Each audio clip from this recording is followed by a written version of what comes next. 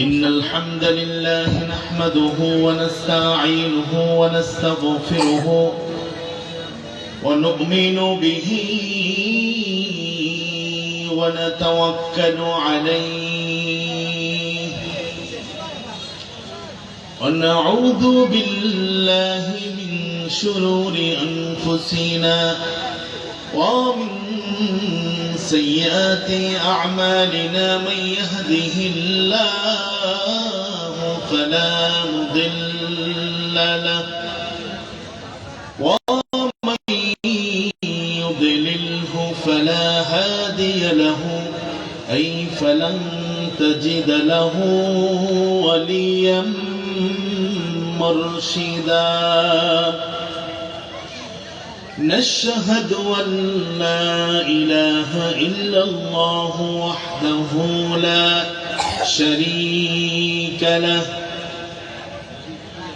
ونشهد أن سيدنا ونبينا وحبيبنا وبشيرنا وقدوتنا محمدا عبد الله ورسوله الذي أرسله بالحق بشيرا ونذيرا وداعيا إلى الله بإذنه وسراجا منيرا فقد قال الله تعالى في كلامه المجيد وفرقان الحميد أعوذ بالله من الشيطان الرجيم بسم الله الرحمن الرحيم الله الذي خلقكم من ضعف ثم جعل من بعد ضعف قوة ثم جعل من بعد قوة ضعفا وشيبة يخلق ما يشاء والله وهو العليم القدير وقال تعالى في شان رسوله إرشادا لنا وتعليما إن الله وملائكته يصلون على النبي يا أيها الذين آمنوا صلوا عليه وسلموا تسليما اللهم صل على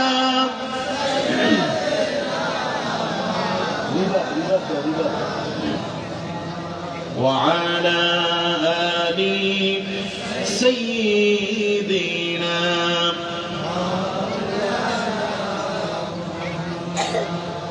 হাজারো ব্যথা বেদনার পরে ফিরে আসনি তুমি আপন ঘরে দিনের দাওয়াত তুমি ছড়িয়ে দিতে চলে গেলে মদিনায় মক্কা ছেড়ে হে রাসূল তোমাকে ভুলি আমি কেমন করে হে রাসূল তোমাকে ভুলি আমি কেমন করে আল্লাহুম্মা সাল্লি আলা مولانا محمد وعلى آل مولانا محمد وعلى آل سيدنا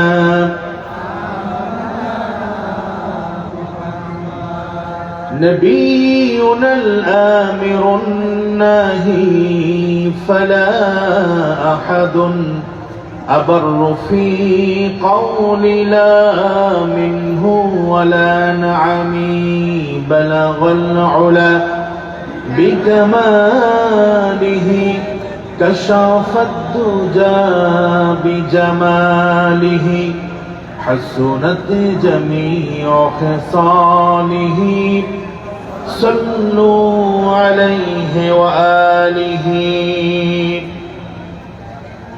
বাংলাদেশের ঐতিহ্য এবং সমৃদ্ধি ভরপুর, যাকে দ্বিতীয় আরব বলা হয়, জ্ঞান, মেধা, প্রজ্ঞা, আলেম ওলামা অধ্যুষিত নোয়াখালী জেলার সদর উপজেলাধীন পশ্চিম মাইসরা সমাজসেবা সংগঠনের উদ্যোগে আয়োজিত আজকের প্রথম বার্ষিক ঐতিহাসিক তাফসীরুল কোরআন মাহফিলের পরম শ্রদ্ধেয় বরেণ্য সভাপতি, পশ্চিম মাইসরা সমাজসেবা সংগঠনের সম্মানিত শ্রদ্ধেয় সভাপতি জনাব মোহাম্মদ ইমাম হুসাইন সাহেব, বাইকে আসছে? আচ্ছা, আমার পূর্বে কোরআন এবং সুন্নাহ থেকে তাকরীর পেশ করেছেন বর্তমান সময়ের আলোচিত নন্দিত একজন আলেম, আন্তর্জাতিক খ্যাতি সম্পন্ন মুফাসসির কোরআন, ঢাকা বাইতুল ফালাহ কেন্দ্রীয় জামে মসজিদের স্বনামধন্য মুহতারাম মুকাররম খতিব মাওলানা নুরুল ইসলাম কাসিমি সাহেব। আমার পরে ইসলামী সঙ্গীত এবং আলোচনা করবেন শিল্পী কবির বিন সামাদ। ইতিমধ্যে তিনি আমাদের মাঝে পৌঁছে গিয়েছেন, উনি রেস্ট করছেন, আমার পরেই তিনি স্টেজে আসবেন।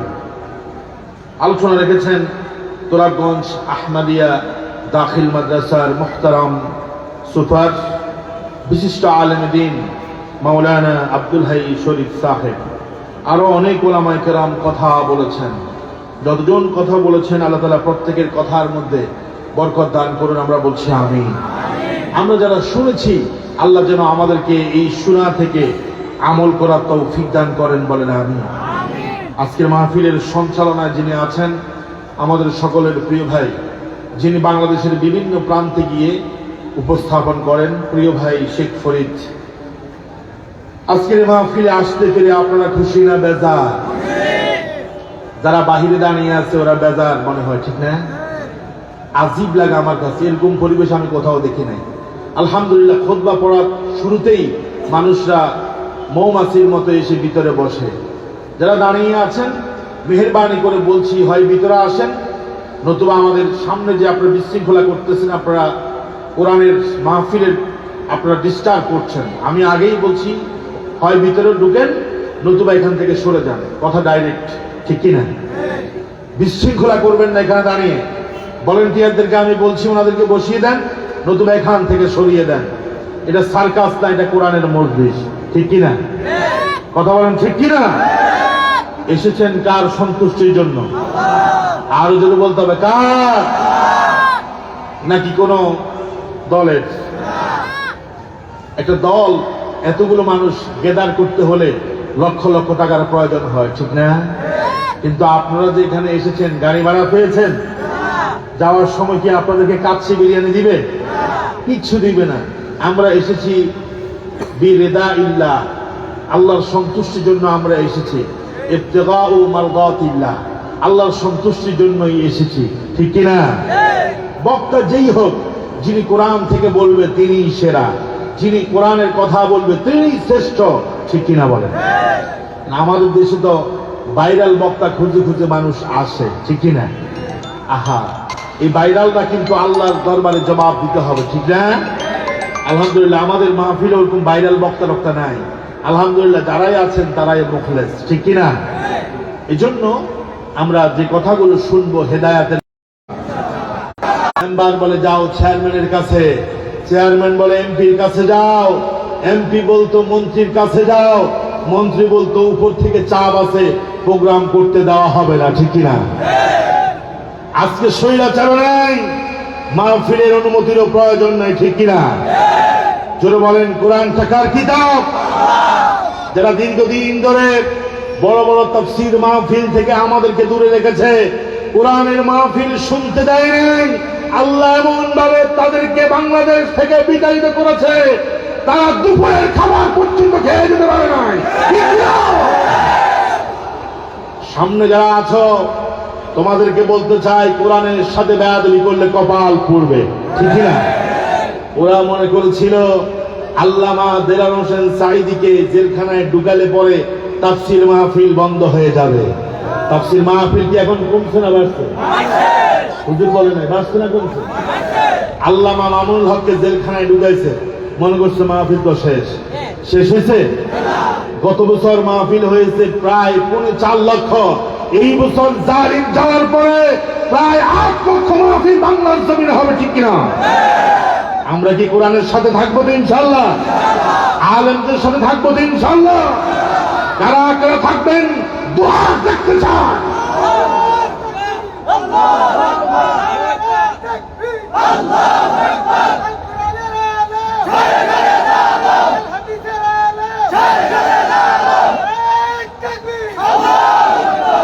আল্লাহ কবুল করুন, বলুন আমিন।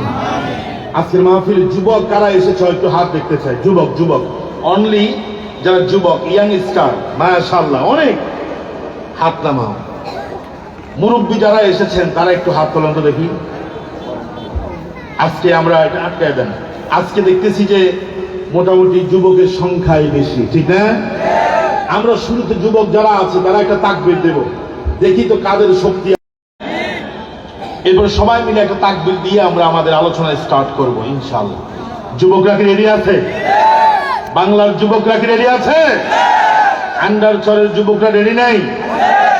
লিল্লাহে তাকবীর, লিল্লাহে তাকবীর, লিল্লাহে তাকবীর।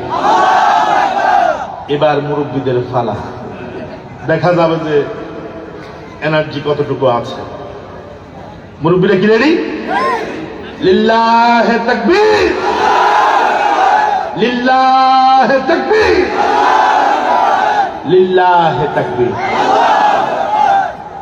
মাশাআল্লাহ, যুবকদের সাইজে তো কম না, ঠিক না? ও যে আমাদের নোয়াখালী ভাষায় বলি, পুরান চালে বাতে বরকত হয়, ঠিক না? এবার আমরা একসাথে আল্লাহর নামে তাকবীর দেব, আকাশ বাতাস মুখরিত করে আমরা সবাই তাকবীর দেব। লিল্লাহে তাকবীর, লিল্লাহে তাকবীর, লিল্লাহে তাকবীর। স্লোগান দিয়েছেন কার নামে? দুনিয়ার কোন নেতার নামে স্লোগান দিলে লাভ নাই, প্রশংসা করলে লাভ নাই। আপনার নেতার নেত্রী সুযোগ বুঝে পিছনের দরজা দিয়ে ইমার্জেন্সি ফ্লাইটে করে পালিয়ে যাবে, আপনাকে কিন্তু সাথে নেবে না। কিন্তু আল্লাহর প্রশংসা করেন, গুণগান করেন, দুনিয়াতেও আপনি ভালো থাকবেন, পরকালেও মুক্তি পাবেন, ঠিক কিনা? আমার সম্মানিত ভাইয়েরা, যুবক আর তরুণদেরকে নিয়ে কথা বলতে চাই। কারণ যুবকরা যদি ভালো থাকে, যুবকরা যদি ভালো হয়, পুরো সমাজটা ভালো, পুরো দেশটা ভালো, পরিবার ভালো থাকে।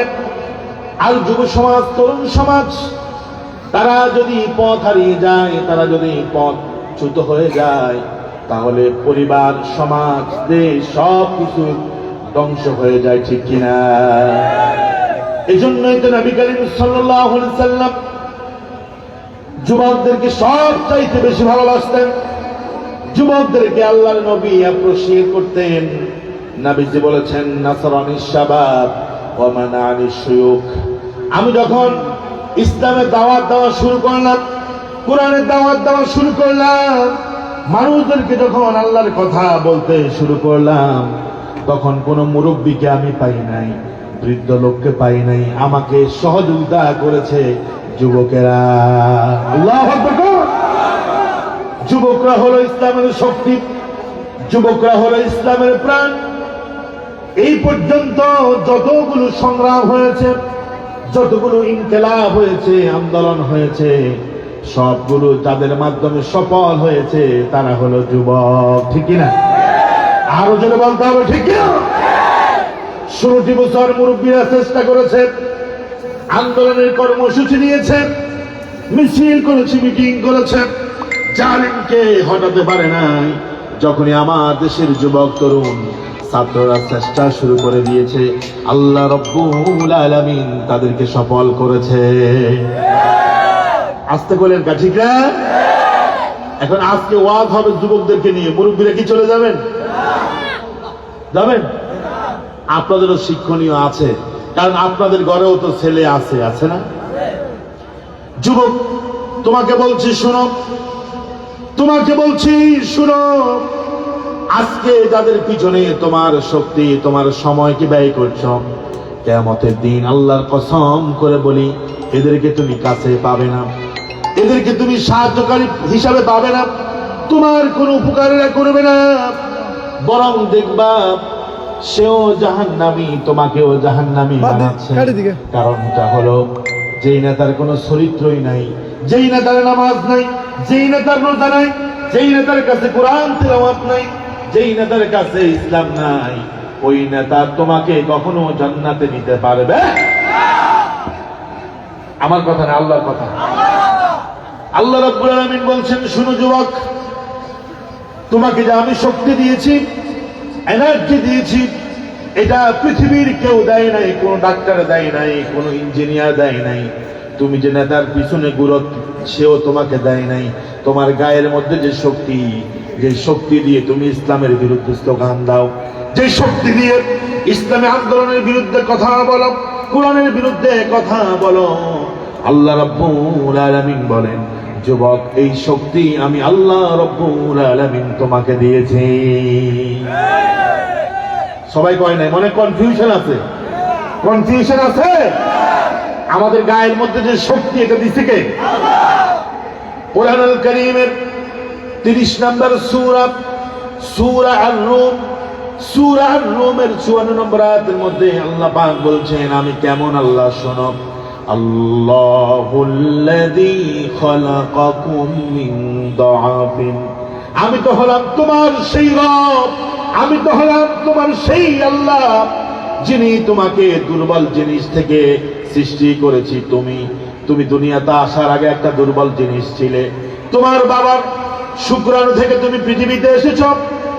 ওই শুক্রাণুর কোনো ক্ষমতা নাই, ওই শুক্রাণুর কোনো শক্তি নাই তোমাকে তৈরি করার।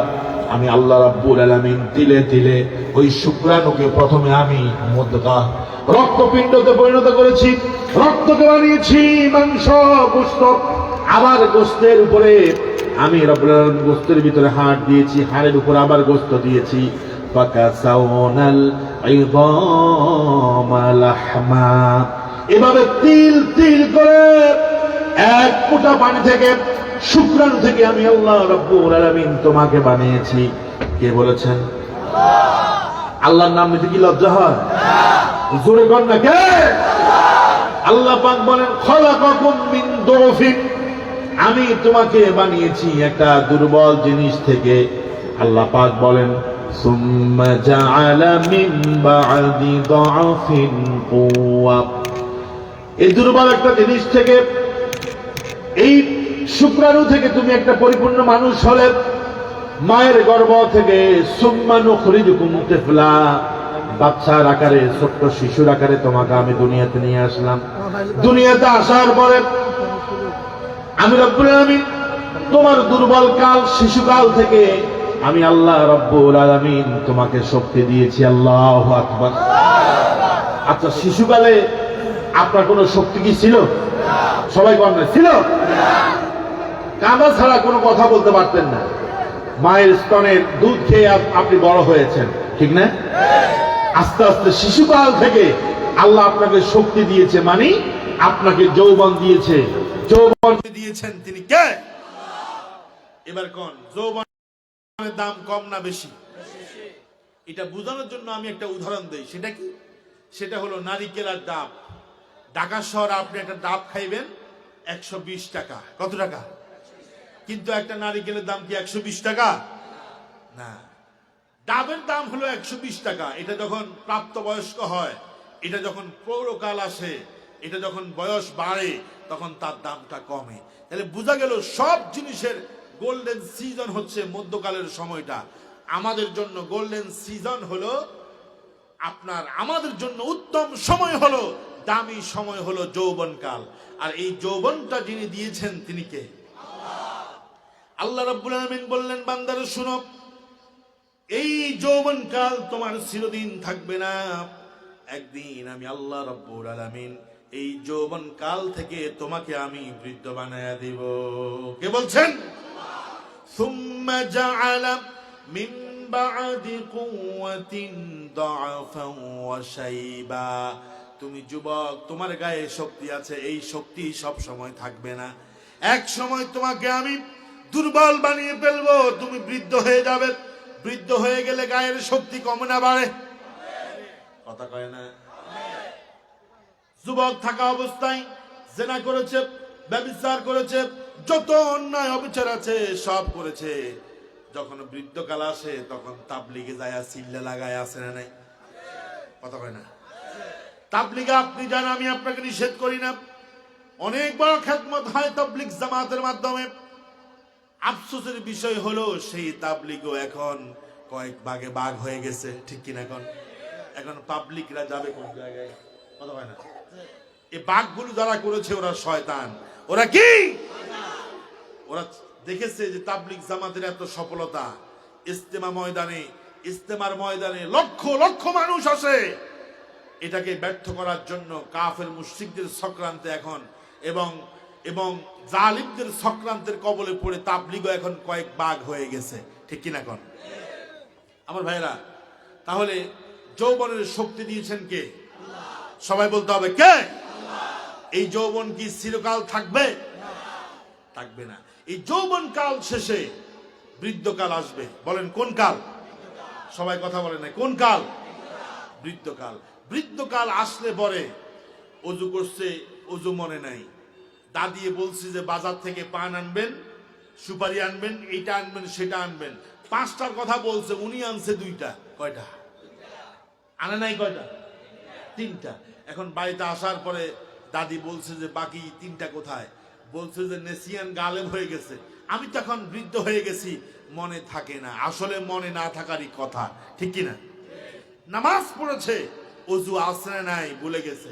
এজন্য আমাদের জীবনের সবচাইতে গুরুত্বপূর্ণ সময় হচ্ছে যৌবনকাল। নবী করিম সাল্লাল্লাহু আলাইহি সাল্লাম বলেছেন, যৌবনকালে যদি কেউ ইবাদত করতে পারে, এরপরে বৃদ্ধ বয়সে যদি অসুস্থ হয়ে যায়, ওই যে যৌবনকালে ইবাদত করেছে, আল্লাহকে ডেকেছে, নামাজ পড়েছে, তাসবিহ পড়েছে, যা করেছে, বৃদ্ধ বয়সে অসুস্থতার কারণে করতে পারে না। রাসূল বলে, তিনি অসুস্থ থাকা অবস্থায় যে ইবাদত করতে পারছে না, আল্লাহ তাআলা তাকে সে বসে থাকবে, কিন্তু তার আমলনামার মধ্যে আল্লাহর নেকি লিখতেই থাকবে। সুবহানাল্লাহ বলেন। ওই যে এটা বোঝানোর জন্য আমি বলি, সরকারি চাকরি থেকে যদি কেউ রিটায়ারমেন্টে যায়, সরকার তাকে এককালীন একটা কি দেয়? পেনশন দেয়। আবার শুধু পেনশন পেয়ে শেষ না, মৃত্যুর আগ পর্যন্ত ওনাকে প্রতি মাসে কি দেয়? এটাও পেনশন। তাহলে 2টা পাইছে। তাহলে বুঝেন, যদি দুনিয়াতে সার্ভিস দেওয়ার কারণে এরকম পেনশন পায়, রাসূল বলে যৌবনকালে তুমি ইবাদত করো, গোলামি করো, আল্লাহর ইবাদত করো। এরপরে তুমি অসুস্থ অবস্থায় যদি করতে না পারো, তোমার আমলনামার মধ্যে অটোমেটিক সওয়াব যোগ হতেই থাকবে। সুবহানাল্লাহ। আমার ভাইয়েরা, যুবকেরা শুনেন, যৌবনকালটা হলো সব চাইতে মারাত্মক সময়, রিস্কের সময়। এই সময়টাকে কোন যুবক যদি কন্ট্রোল করতে পারে, আল্লাহ রাব্বুল আলামিন তার জন্য আরশে আজিমের নিচে জায়গা রেখে দিবে। সুবহানাল্লাহ। আর যৌবনকালে যুবক যদি তার কন্ট্রোল করতে না পারে, যেখানে মন চাই সেখানে চলে যায়, মদের আড্ডায় চলে যায়, ব্যভিচারের আড্ডায় চলে যায়, কনসার্টে চলে যায়, গানের আড্ডায়, যেখানে মন চাই সেখানে চলে যায়, যা ইচ্ছা তা যদি করতে থাকে, নিজের যৌবনকে যদি কন্ট্রোল করতে না পারে, আরশে আজিমের ছায়ার নিচে নয় বরং আল্লাহর জাহান্নামে সে নিক্ষিপ্ত হয়ে যাবে, ঠিক কিনা? নবীজি বলেছেন 7 শ্রেণীর মানুষ আরশের নিচে ছায়া পাবে। ইয়াউমা লা দিল্লা ইল্লা দিল্লুহু, যেদিন আরশের ছায়া ছাড়া আর কোনো ছায়া থাকবে না। যে যুবক শাবুন নাশা ফি ইবাদাতিল্লাহ, যে যুবক তার যৌবনকালকে আল্লাহর জন্য ওয়াকফ করে দিয়েছে, যৌবনকালের শক্তি দিয়ে সে ইসলামের বিরুদ্ধে চলে নাই, ইসলামের বিরুদ্ধে কথা বলে নাই, আলেম উলামাদের সাথে বেয়াদবি করে নাই, ইসলাম বিদ্বেষী কোনো কাজ করে নাই, আমলে সালেহ করেছে, ভালো ভালো কাজ করেছে। আল্লাহ রাসূল বলেন শাবুন নাশা ফি ইবাদাতিল্লাহ, যে যুবক তার যৌবনকালকে আল্লাহর জন্য ব্যয় করেছে, আল্লাহ রাব্বুল আলামিন আরশের নিচে তাকে কিয়ামতের দিন ছায়া দিয়ে দিবে। আরো আসতে বলেন সুবহানাল্লাহ। দেখেন যৌবনকালটা কি দামি আল্লাহর কাছে, সুবহানাল্লাহ বিহামদি। এটাকে আমরা গুরুত্ব দেই না। যেই সময় আমাদের যুবকরা মসজিদে থাকার কথা, মাহফিলে থাকার কথা, সেই সময়ে যুবকরা দুনিয়ার প্রেমে মাতোয়ারা হয়ে উন্মাদ হয়ে তারা নিজেদের যৌবনকালকে শেষ করে দিচ্ছে। আহা, আফসোস। এজন্য যৌবনকালটা হচ্ছে খুব রিস্কি টাইম, খুবই বিপজ্জনক। ভালো কাজে লাগাতে পারলে জান্নাতি, আর ভালো কাজে লাগাতে না পারলে জাহান্নামী, ঠিক কিনা? এই যৌবনকালটা খুব রিস্কের সময়। হাদিসের ভিতরে এসেছে ইন্না ফাতান শাবান, একজন যুবক আল্লাহর রাসূলের কাছে আসলো, এসে বলল আতান নবী সাল্লাল্লাহু আলাইহি সাল্লাম। একজন যুবক রাসূলের কাছে আসছে, খুব খেয়াল করে শুনেন। যুবকটা আল্লাহ রাসূলের কাছে এসে বলছে ইয়া রাসূলুল্লাহ ইদিন লি বিজিনা, নবী আপনি আমাকে জিনা করার অনুমতি দেন। আমি যুবক মানুষ, বিয়ে করার জন্য কোনো টাকা পয়সা নাই, আমার পরিবার থেকে আমাকে বিয়েও করাচ্ছে না। আমাদের দেশে এরকম যুবক আছে না নাই? বয়স 30+ হয়ে গেছে, বাবা বলতেছে আগে তুই কি হয় নিজের পায়ে নিজে দাঁড়ায় এরপরে বিয়ে করবি। আচ্ছা কোন আমাদের যুবকরা কি নিজের পায়ে দাঁড়াইছে না অন্যের পায়ে? নিজের পায়ে তো দাঁড়াইছে, নাকি অন্যের পায়ে দাঁড়াইছে? নিজের পায়ে। এক যুবক ওই দিন আমার কাছে আসছে, 29 বছর বয়স। হুজুর আমার বাপরে বারবার ওয়াজ শুনাইতেছি, মিজানুর রহমান আজহারের ওয়াজ শুনাইতেছি বিয়ের ফজিলত। বাবা কয় বারবার ওয়াজ এটা শুনাস কা, মোবাইলে আর ওয়াজ নাই? মাকে শুনাইতেছি আহমদুল্লাহ সাহেবের ওয়াজ, ওখানের মধ্যে উনি সুন্দর ভাষায় বলতেছে ছেলে প্রাপ্তবয়স্ক হলে বিয়ে দিয়ে দেন না, তুবা ছেলে যদি জেনা করে গুনাহ করে তাহলে কিন্তু পিতার উপরেই গুনাহটা আসবে। বারবার শুধু সাউন্ড বক্সের মধ্যে জোরে জোরে দিতেছি। মা ওয়াজ শুনে বিরক্ত, কিরে হুজুরের কি ওয়াজ আর নাই, শুধু তো প্রত্যেকদিন এটাই শুনি। কথা হয় না? এরকম কিছু মা বাবা আছে, আপনাদের আন্ডার সরে মনে হয় নাই? কথা কন্যা আছে না? ছেলেরে বিয়ে করায় না, মেয়েরে বিয়ে দেয় না, মেয়ের বয়স পার হয়ে যাচ্ছে বিয়ে দেয় না, বিদেশি খোঁজ করে, টাকা খোঁজ করে। সকালবেলা উঠে জরিনার রুমে গেছে, কিরে জরিনা তুই কই রে? জরিনার শব্দ নাই। 10টা বাজে জরিনা ফোন করে, মা আমি তো উত্তরের বাড়ির কালুর সাথে আমি পালায় আসছি। আরে কথা কর না, ঠিক না? ছেলে থাকে অন্য মেয়ে নিয়ে, মেয়ে থাকে আরেকজনের ছেলে নিয়ে, বিয়ে দেয় না। রাসূল বলছেন এই ছেলে এই মেয়ে যত গুনাহ করবে বাবা হিসাবে বাবার উপরে সব গুনাহ এসে বর্তাবে। নাউজুবিল্লাহ। কর বিয়ে করায় না। তো যে যুবকটা আমার কাছে আসছে 29 বছর বয়স, হুজুর আমার বাবার একটু বুঝান যাতে করে আমার বিয়ের ব্যবস্থা করে। ওই বাবার আমি ফোন করলাম যে কি অবস্থা, আপনার পরিবারের কি অবস্থা, সব ঠিকঠাক চলতেছে তো? না হুজুর ছেলের তো বয়স হয়েছে, এখনো ছেলের চাকরি বাকরি নাই, মেয়ে খোঁজ করতেছি, এখনো বিয়ে দিচ্ছি না কারণ ছেলের এখনো বেকার। তো ওরা বলছি যে আপনি তো বিদেশ থাকেন, তো ছেলের কি কি দিচ্ছেন আপনি বলেন তো দেখি। হুজুর আইফোন 16 প্রো ম্যাক্স দিয়েছি 2,10,000 টাকা দিয়া, ল্যাপটপ একটা দিয়েছি আপডেট ভার্সনের 1,30,000 টাকা, এরপরে হুন্ডা একটা কিনে দিয়েছি R15 5,30,000 টাকা। এভাবে আমি ক্যালকুলেশন করে দেখলাম ওনার ছেলের কাছে উনি নগদ প্রায় 10 লক্ষ টাকার জিনিস দিয়েছে, কিন্তু বিষয়টা হচ্ছে ছেলে বিয়ের কথা বললেই বলে বাবা তুমি আগে নিজের পায়ে দাঁড়াও, চাকরি করো। আমি বলছি শুনুন, এই যে 10 লক্ষ টাকার জিনিস আপনার ছেলেকে দিয়েছেন, এটা দিয়ে তো আপনার ছেলেকে ভালো করেন নাই, খারাপ করেছেন। 10 লক্ষ টাকা লাগতো না, 2 লক্ষ টাকা ছেলেকে আপনি বিয়ে করালে বাকি 8 লক্ষ টাকা দিয়ে ছেলের কর্মসংস্থান করলে ছেলেও ভালো থাকতো, আপনিও ভালো থাকতেন, ঠিক ছিল? ছেলেরা 8 লক্ষ 10 লক্ষ টাকা জিনিস দিয়ে রাখছে, আর এখান দিয়ে বলে ছেলের চাকরি হয় নাই, বাবা তোমার এখন বিয়ে শাদী করাবো না। এরকম গার্ডিয়ানের সংখ্যা কম না বেশি? যুবকরা কথা কম না কেন? কম না বেশি? বেশি মানি আন্দাজ ছাড়াও এরকম আছে, ঠিক কিনা? যুবক আল্লাহ রাসূলের কাছে আসলো, এসে বলল ইয়া রাসূলুল্লাহ সাল্লাল্লাহু আলাইহি ওয়াসাল্লাম, আমি একজন যুবক মানুষ, আমার বয়স হয়েছে, আমার বাবা আমাকে বিয়ে করাচ্ছে না, ইদিন লি বিজিনা, আপনি আমাকে জিনা করার অনুমতি দেন, আমি একটু ব্যভিচার করতে চাই। নবী করিম সাল্লাল্লাহু আলাইহি ওয়াসাল্লাম ঠান্ডা মাথায় বসে আছেন। রাসূলের পাশে যে সমস্ত সাহাবীরা ছিল, ওই যুবকের এই কথা শুনে সাহাবায়ে কেরাম ক্ষিপ্ত হয়ে গেছে, রাগ হয়ে গেছে। আচ্ছা কোন রাসূলের কাছে যদি কেউ জিনা করার অনুমতি চায়, তাহলে আশপাশে যারা আছে এদের তো মেজাজ গরম হওয়ারই কথা, ঠিক না? জিনা কি হালাল না হারাম? আর জোরে কোন হারাম। মানে যত হারাম আছে মারাত্মক হারাম হচ্ছে জিনা, ঠিক কি না? আপনারা শুনেছেন গত পরশু এক জানোয়ার একটা মেয়েকে দর্শন করে এরপরে একটা গর্তের ভিতরে ঢুকাইয়া মেয়ের কল্লা কেটে মেয়েকে পোড়া দিতে চাইছে, শুনছেন না আপনারা? আপনারা শুনেন নাই? কত জানোয়ার, নিকৃষ্ট জানোয়ার। এবং আমি শুনেছি সে তার বাবা যেই দলের কর্মী ছিল ওরা এখন দেশে নাই, ঠিক কিনা? না থাকার কারণে এই সাহস করছে, যদি থাকতো তাহলে কি করতো আল্লাহ জানে, ঠিক কিনা? কর যুবকটা রাসূলের কাছে জেনার অনুমতি চাচ্ছে, রাসূল বসে আছে, সাহাবায়ে কেরাম জাযারুহু তাকে দমক দিতে লাগলো, কার কাছে তুমি জেনার অনুমতি চাও? যুবক, কার কাছে তুমি জেনার অনুমতি চাও? যুবকটা বারবার বলতেছে রাসূল আমাকে জেনার অনুমতি দেন।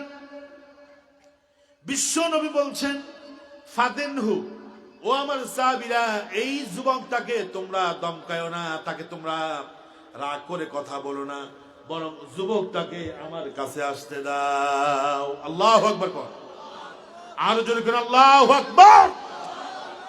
যেখানে রাসূল তাকে বলতো, তাকে রাসূল, আমার ভাই এসে গেছে, লিল্লাহে তাকবীর, আরো জোরে বলেন লিল্লাহে তাকবীর। ইনশাআল্লাহ সময় মতো উনি আলোচনা করবেন এবং কথা বলবেন। এখন আমার কথা শুনেন। দেখেন যুবকটা আসছে রাসূলের কাছে কি নিয়ে? জেনার প্রস্তাব নিয়ে। রাসূল কি তার অনুমতি দিয়ে দিছে? আচ্ছা কোন যেটা হারাম রাসূল যদি সেটাকে হালাল করে তাহলে কি সেটা হালাল হবে? আর ভাই কথা কোন না, হালাল হবে? কোশ্চিন কালো হবে না। দেখেন মদ হারাম, কিন্তু আমার দেশে মদের লাইসেন্স দেয় কি দেয় না? জোরে কোন দেয় কি দেয় না? স্বাধীনতার 53 বছর পরেও এদেশের ক্ষমতায় যারা গিয়েছে একবারের জন্য মদ নিষিদ্ধ করতে পারে না, ঠিক কিনা বলেন? আমি আশা করব আগামীতে যারা সরকার গঠন করবে, তারা মদ সহ আল্লাহ তাআলা কোরআনে যত কিছু হারাম করেছেন সব কিছুকে তারা হারাম করবে, ঠিক কিনা? সংসদের মধ্যে মাদককে নিষিদ্ধ করবে, জুয়াকে নিষিদ্ধ করবে। আল্লাহ পাক যা হারাম করেছেন তা যদি হারাম না করে আমরা আন্দোলন করব, তাদেরকে আমরা এই কথা বাধ্য করাবো যে আল্লাহ যা হারাম করেছেন তা হারাম করতেই হবে, ঠিক কিনা? আপনারা কি আমার মতের সাথে একমত না? একমত কিনা বলেন? কারা কারা একমত দুহাত দেখতে চায়?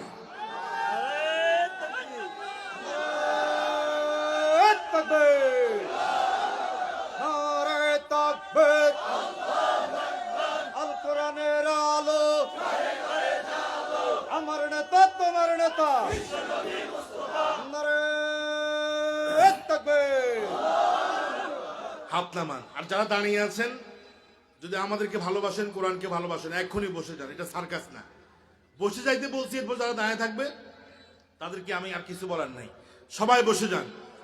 যুবক আল্লাহ রাসূলের কাছে জেনার অনুমতি চাওয়ার পরে নবী করিম সাল্লাল্লাহু আলাইহি ওয়াসাল্লাম কোনো কথা বললেন না, রাগ করলেন না, মেজাজ হারালেন না, বরং সাহাবায়ে কেরামকে বললেন, ও আমার সাহাবীরা, ফাদেনহু, এই যুবকটাকে আমার কাছে নিয়ে আসো। যুবকটাকে আমি হেদায়াত করব, হেদায়াতের জন্য দোয়া করব, তাকে আমি নসিহত করব। আমি নবী যদি তাকে নসিহত করি, আল্লাহ রব্বুল আলামিন তাকে অবশ্যই হেদায়াত করবে, ঠিক কিনা? এজন্য কাউকে ফিডায়া, কাউকে আঘাত করে ইসলামের দিকে আনা যায় না। ইসলামের দিকে আনতে হলে ভালো ব্যবহার দিয়ে আনতে হয়, ঠিক কিনা? আঘাত করে কাউকে ভালো বানানো যায় না। ভালোবাসা দিয়ে, উলফাত মুহাব্বত দিয়ে মানুষকে ভালো বানানো যায়, ঠিক কিনা? যুবকটা আল্লাহ রাসূলের কাছে চলে আসলো। নবী করিম সাল্লাল্লাহু আলাইহি ওয়াসাল্লাম তাকে 5টা প্রশ্ন করছে। কয়টা? সবাই 5টা আঙ্গুল উঠান তো দেখি। রাসূল তাকে কয়টা প্রশ্ন করছে? 5টা। দেখেন কিভাবে তাকে হেদায়েতের মতো আনতেছে। যুবকরে রাসূল জিজ্ঞাসা করতেছে, তুমি জেনা করার অনুমতি চাইছো তো? তোমাকে আমি বলতে চাই, শুনো, আতুহিব্বুহু লিউম্মিকা, তোমার মায়ের সাথে অন্য পুরুষ জেনা করুক, তুমি এটা চাও নাকি, পছন্দ করো নাকি? যুবক বলল, লা, কখনো না, আল্লাহে, আল্লাহর কসম, এটা আমি কখনো চাইবো না। অন্য একজন পুরুষ আমার মায়ের সাথে জেনা করবে, ব্যভিচার করবে, আমি সন্তান হয়ে কখনো তা পছন্দ করব। যুবকটা বলল, জাআলানিল্লাহু ফিদাক, জাআলানিল্লাহু ফিদাক, ইয়া রাসূলুল্লাহ, আল্লাহ তাআলা আপনার জন্য আমাকে উৎসর্গ করে দিন। আমি কখনো চাইব না কোন পরপুরুষ তোমার খালার সাথে কোন পুরুষ জেনা করুক, এটা কি তুমি পছন্দ করো নাকি? ফিদাক, ফিদাক, ইয়া রাসূলুল্লাহ, আমার ফুফির সাথে কেউ জেনা করুক, ব্যভিচার করুক, তুমি চাও নাকি? যুবক আবার বলল, লা, ওয়াল্লাহি জাআলানিল্লাহু ফিদাক, ইয়া রাসূলুল্লাহ, ইয়া হাবিবাল্লাহ, আমি কখনো চাইব না আমার মায়ের সাথে, আমার খালার সাথে, আমার পুপির সাথে, আমার বোনের সাথে, আমার মেয়ের সাথে কেউ জেনা করুক, এটা আমি কখনো চাইব না। আল্লাহ রাসূল বললেন, শুনো যুবক, ওয়ালান নাসু ইউহিব্বুনাহু লিউম্মাহাতিকুম, লিউম্মাহাতিকুম, তোমার মায়ের সাথে জেনা করুক যেরকম তুমি চাও না, অন্য পুরুষও চাই, তুমি যেরকম চাও না অন্য পুরুষও এটা চাইবে না, অন্য মানুষও চাইবে না। তুমি যেরকম তোমার বোনের সাথে কেউ জেনা করুক তুমি চাও না, অন্য মানুষও এটা চাইবে না। তুমি যেরকম তোমার মেয়ের সাথে কেউ জেনা করুক এটা চাও না, অন্য মানুষও এটা চাইবে না। সুতরাং কেমনে তোমাকে আমি জেনা করার অনুমতি দেই? আল্লাহু আকবার। কেমনে আমি তোমাকে অনুমতি দেই? নবী করিম সাল্লাল্লাহু আলাইহি সাল্লাম যুবককে যখন এই 5টা প্রশ্ন করলেন, যুবকের মনের ভিতরে, হৃদয়ের ভিতরে, কলবের ভিতরে হেদায়াত চলে আসলো। আল্লাহু আকবার। যুবকটা চিন্তায় পড়ে গেল, আর আল্লাহ রাব্বুল আলামিনের কাছে তার প্যারা হাবিব রাসূলুল্লাহ সাল্লাল্লাহু আলাইহি ওয়াসাল্লাম দুহাত তুলে দিয়েছেন।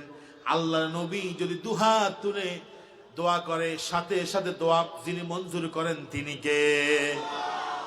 সবাই কর নাই, তিনি কে? এই 2-4 জন সামনে দিয়ে বলছে, তিনি কে? রাসূল ছিলেন, ওয়াকানা রাসূলুল্লাহ সাল্লাল্লাহু আলাইহি ওয়াসাল্লাম মুস্তাজাবুদ দাওয়া, রাসূল ছিলেন এমন লোক তার দোয়া কবুল হতো, কোনো দেরি হতো।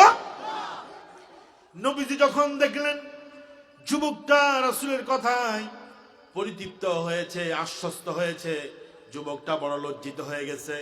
এবার নবী করিম সাল্লাল্লাহু আলাইহি ওয়াসাল্লাম বললেন, আল্লাহুম্মা তাহির কলবাহু, ও আল্লাহ, যে যুবকটা আমার কাছে এসেছে জেনা করার অনুমতি চাওয়ার জন্য, তুমি এই যুবকের কলবটাকে তুমি পবিত্র করে দাও।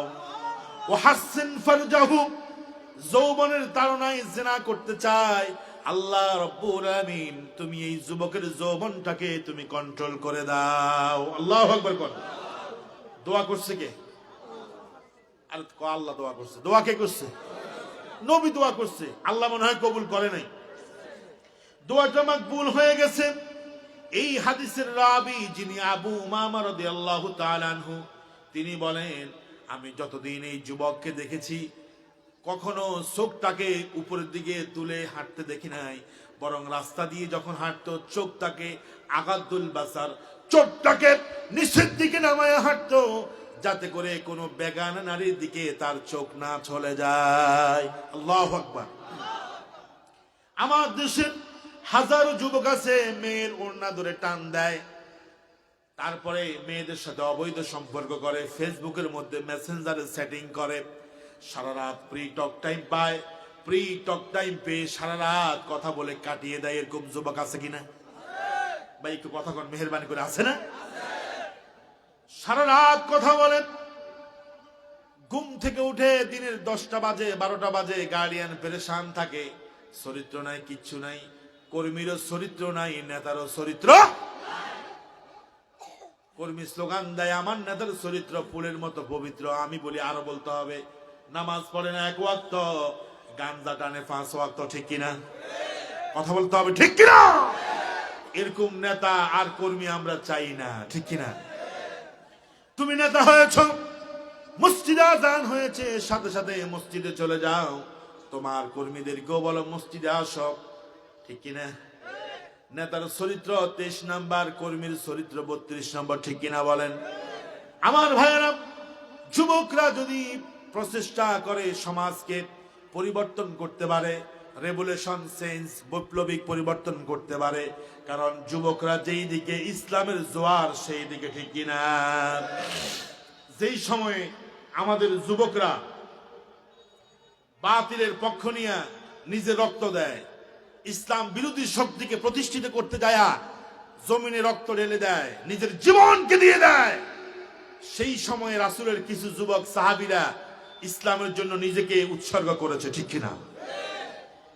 নবী করিম সাল্লাল্লাহু আলাইহি সাল্লামের ফালাক পুত্র হযরতে যায়েদ ইবনে হারিসা, যায়েদ ইবনে হারিসার পালক পুত্র হলো ওসামা ইবনে যায়েদ। কি নাম? নাম কয় না, ওসামা ইবনে। এই নাম তো এখন রাখে না, নাম রাখে কি? বল্টু। নাম রাখে কি? নাম রাখে সম্রাট, নাম রাখে ফিচ্চি হান্নান, ঠিক কিনা? নাম রাখে কালা মাসুদ, কথা কয় না। আপনাদের সমাজে কয়জনের নাম পাবেন ওসামা, অথচ ওসামা আল্লাহ রাসূলের খুব প্রিয় ছিল, ঠিক কিনা? ওসামা ইবনে যায়েদ বয়স তার 14 বছর। বদরের যুদ্ধ, উহুদের যুদ্ধে এসে অংশগ্রহণ করবে। নবী করিম সাল্লাল্লাহু আলাইহি ওয়াসাল্লাম বললেন, ওসামা রে, তোমার বয়স তো 14 বছর, তোমাকে যুদ্ধের জন্য আমি অনুমতি দিতে পারি না, কারণ যুদ্ধে যাওয়ার তোমার বয়স হয় নাই। হযরত ওসামা বলছে, ইয়া রাসূলুল্লাহ, 14 বছর বয়সে যদি জিহাদের তামান্না নিয়ে কাফের মুশরিকদের বিরুদ্ধে যদি আমি ময়দানে লড়তে পারি, তাহলে সমস্যা কোথায়? নবী করিম সাল্লাল্লাহু আলাইহি ওয়াসাল্লাম উহুদের যুদ্ধে অনুমতি দিলেন, যাও ওসামা, তুমি জিহাদ করো।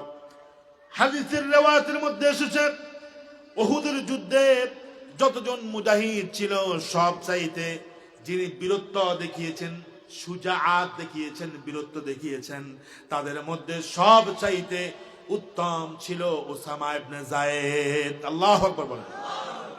তাহলে বোঝা গেল তরুণ যুবকদেরকে দিয়ে ইসলামের বিজয় সম্ভব, ঠিক কিনা?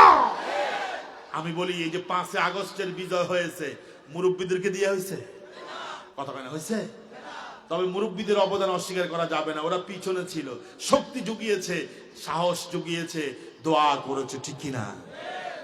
এখনো জালিমদেরকে বলতে চাই, যুবকরা এখনো সচেতন আছে, আমার দেশের তরুণ সমাজ সচেতন আছে। কোন প্রকার যদি সামনে জালিমের ভূমিকায় কেউ অবতীর্ণ হয়, যুবকরা তাদের 20 দাঁত ভেঙে দিবে, ঠিক কিনা? যুবকরা কি তাদের 20 দাঁত ভেঙে দিতে রাজি আছো? কারা কারা রাজি আছো? দোয়া থাকতে চাও।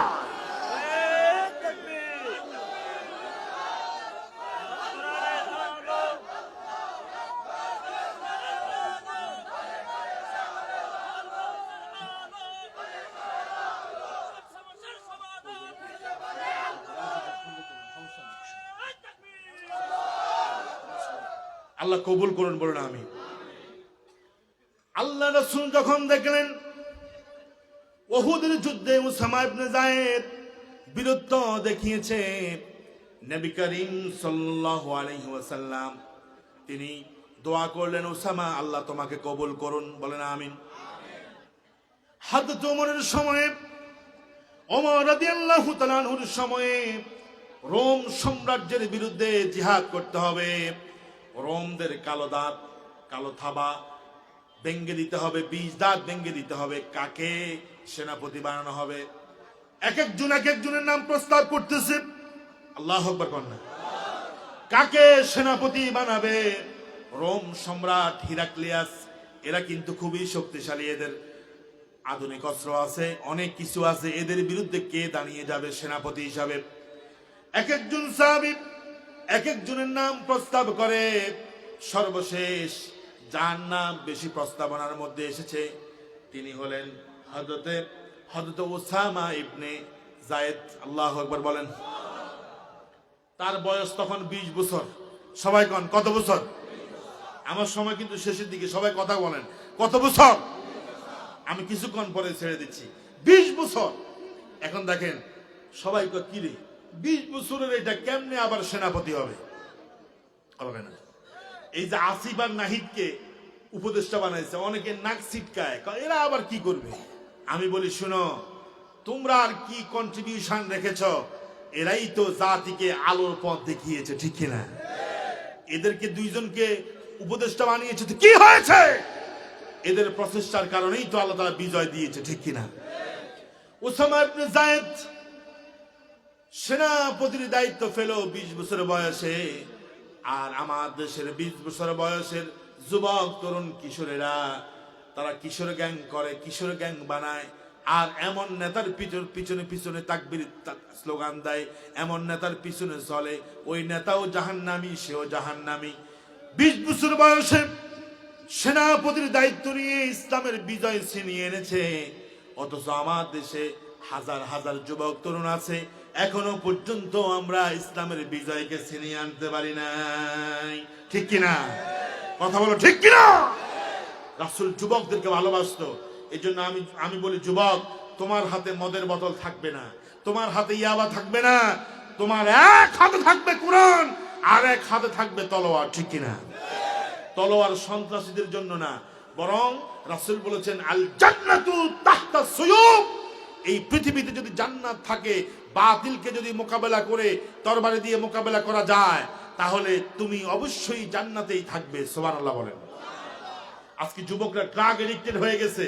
আজকে যুবকদেরকে রাজনৈতিক দলের লোকেরা তাদের কাজে ব্যবহার করছে। আজকে যুবকরা পথ হারা হয়ে যাচ্ছে।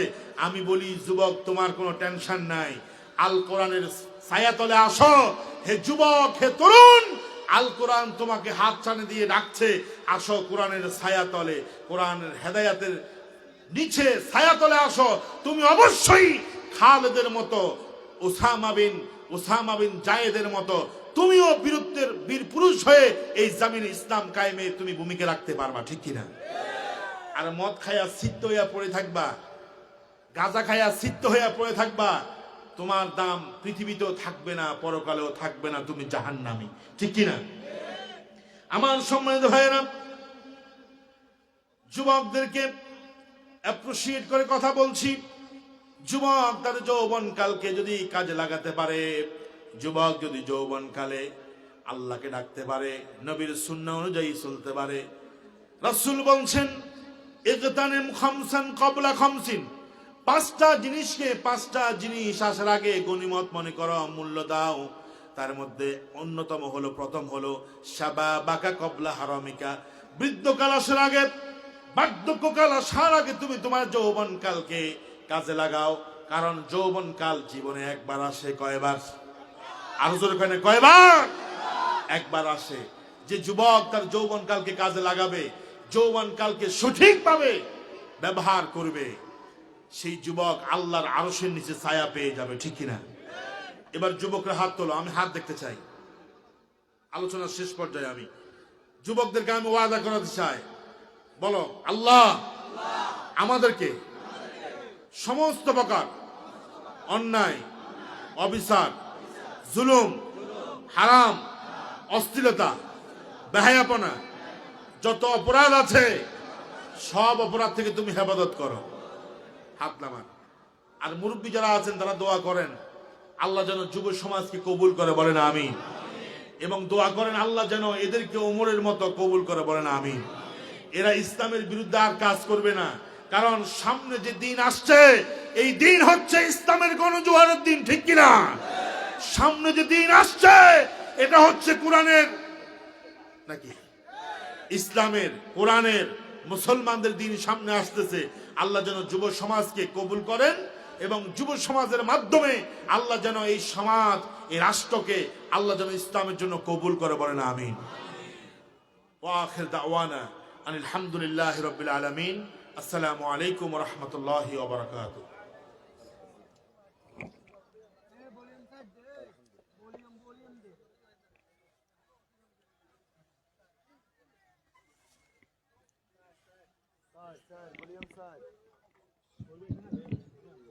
Alhamdulillah.